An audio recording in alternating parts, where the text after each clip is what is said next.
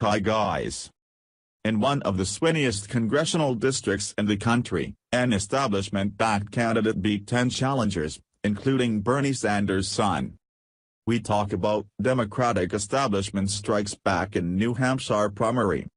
Washington, D.C., after being rocked by a string of insurgent upsets, establishment Democrats in New Hampshire saw their favorite candidate beat 10 challengers, including Bernie Sanders' son, in one of the swingiest congressional districts in the country Tuesday. Executive Councilor Chris Pappas, who had the support of nearly every elected Democrat in the state, trounced Morris Sullivan, a former Marine and Obama administration official who couldn't shake allegations of carpetbagging after moving to the state last year, according to an Associated Press projection.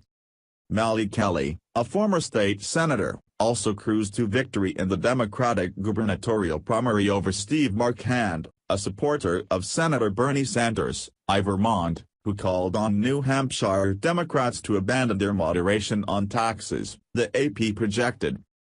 Kelly faces Republican Governor Chris Sununu, whom analysts heavily favor for re-election, despite the national political wind at Democrats' backs and the blue tint of the state.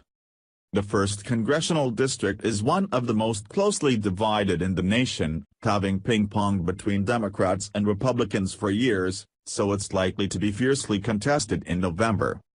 On the Republican side, Eddie Edwards, a former police chief and Navy veteran, defeated Senator Andy Sanborn, who has faced sexual harassment allegations and reportedly conceded the race, according to the AP.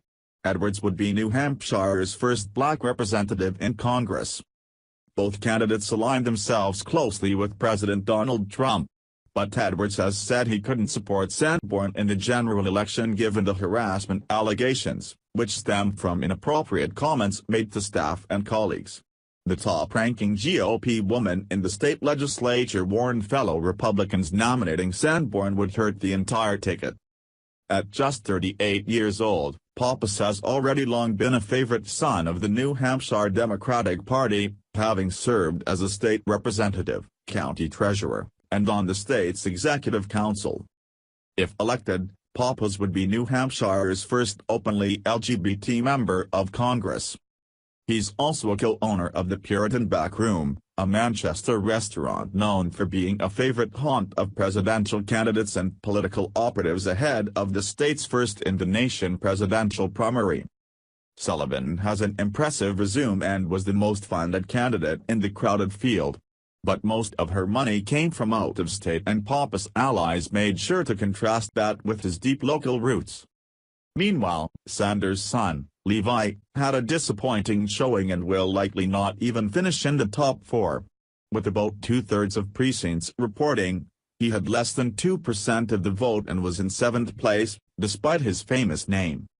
The elder Sanders won in a landslide over Hillary Clinton in New Hampshire during their 2016 presidential contest, but he declined to his endorsed son. Further impeding Levi Sanders was the fact that he lives outside the district on the other side of the state. While New Hampshire comes first in the presidential primary backing, it's one of the last in this year's midterm primaries.